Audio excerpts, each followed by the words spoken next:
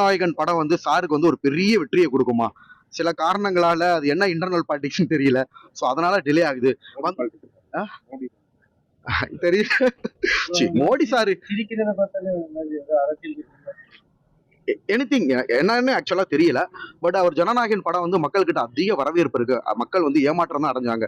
பொங்கலுக்கு வரும் வரும் வரும் வரும் அப்படின்னு சொல்லிட்டு. ஈவன் நான் பிக் பாஸ் ஹவுஸ்குள்ள இருக்கிறப்ப உள்ள படம் ஜனநாயகன் வந்துருச்சா வந்துருச்சா அதாவது 105 நாள் ஒருத்தர் இருந்துட்டு 106வது நாள் நான் ஜனநாயகன் படத்தை பார்க்க நான் ஓடி போயிருக்கேன். எனக்கு போதும் எனக்கு ஜனநாயகன் படம் தான் முக்கியம்னா உள்ளுக்குள்ள சொல்றப்ப நானே ஆச்சரியம் அடைஞ்சேன். சோ விஜய் சாருக்கு இந்த லெவல் வெறித்தனமான ஃபேன்ஸா அப்படின்ட்டு. சார் அதுலயுமே நான் சொன்னேன் சார். ஒருத்தர் கொஸ்டின் கேட்டாரு, என்ன நீங்க தலதுக்கு வந்திருக்கீங்க, 2 பேரும் எப்படி பாக்குறீங்கன்னு கேட்டாங்க. நான் என்ன எல்லாருக்கும் இளைஞர்களுக்கு சொல்றேன்னா, தல ஃபேன்ஸா இருக்கட்டும், தளபதி ஃபேன்ஸா இருக்கட்டும், 2 பேரும் ஃப்ரெண்ட்ஸா இருங்க சார். அஜித் சாரும் விஜய் சாரும் சூப்பர் டீசென்டான ஒரு பீப்புள் சார். 2 பேருமே அவங்க அடிச்சுக்கிற மாட்டாங்க.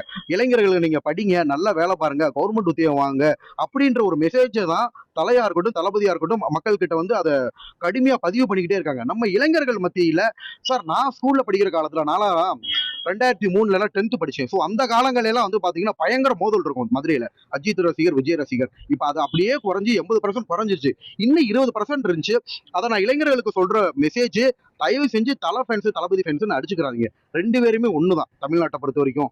மதுரையிலுமே சார் அஜித்தோட கோட்டைன்னு சொல்லலாம், விஜய் சாரோட கோட்டைன்னு சொல்லலாம். ஏன்னா அஜித்துக்கும் சரி, விஜய் சாருக்கும் சரி அதிக படங்கள், அதாவது ஒரு படத்தை வெற்றி பண்றதே மதுரை தான் சார். மதுரை வந்து ஒரு தமிழ் சினிமாவோட கோட்டை. ஓகேங்களா? மதுரையில எது வெற்றி, அரசியல் களமா இருக்கட்டும், எந்த களமா இருக்கட்டும், மதுரையில எந்த ஒரு படம் வெற்றி அடையுதோ அது தமிழ்நாடு ஃபுல்லா வெற்றி அடையும். அது மாதிரி 2 பேருமே அதிக வெற்றி படம் கொடுத்தவங்க. நான் 2 பேரும் சமமா தான் சார் பாக்குறேன். விளம்பரம் பண்ணியிருக்காரு. சார் அஜித் சார் வந்து ஆக்சுவலா சார் முதல்ல வந்து விளம்பரங்களே பண்ண மாட்டாரு. ஒரு சின்ன சின்ன விளம்பரம் பண்ணாரு, அது நிப்பாட்டிட்டாரு. திருப்பி விளம்பரம் பண்றாரு, அது என்ன நோக்கோடுன்னு தெரியல. ஆனா பட் அவர் ஆல்ரெடி சார் நிறைய சம்பாரிச்சிட்டாரு. பார்க்காததெல்லாம் அஜித் சார் பார்த்துட்டாரு. கண்டிப்பா பணத்துக்காக அவர் ப்ரொமோஷன் பண்ற ஆளே கிடையாது அஜித் சார். அதுல ஏதாவது ஒரு உறவு இருக்கலாம், நட்பு இருக்கலாம், சில காரணங்களால அவர் வந்து விளம்பரம் பண்ண வேண்டிய சூழ்நிலைக்கு தள்ளப்பட்டிருக்கலாம். மற்றபடி எதாலையுமே வந்து தலையை வந்து விலைக்கு வாங்க முடியாது சார். பெரிய லெவல் போயிட்டார் சார். அவரே நீ விட்டுருங்கனாலும் விட மாட்டேங்கிறாங்க. ப்ரொடியூசர்ஸ் போய் நிக்கிறாங்க. மக்கள் நம்ம எல்லாருமே அஜித் சார் நிறைய படம் கொடுங்கன்னு கேட்டுக்கிட்டு இருக்கோம். அப்ப லேட்டஸ்டா கூட நான் கூட ஒரு டயலாக் என்ன எடுத்து ஆங்கர் சொல்லி கொடுத்தார் சார்.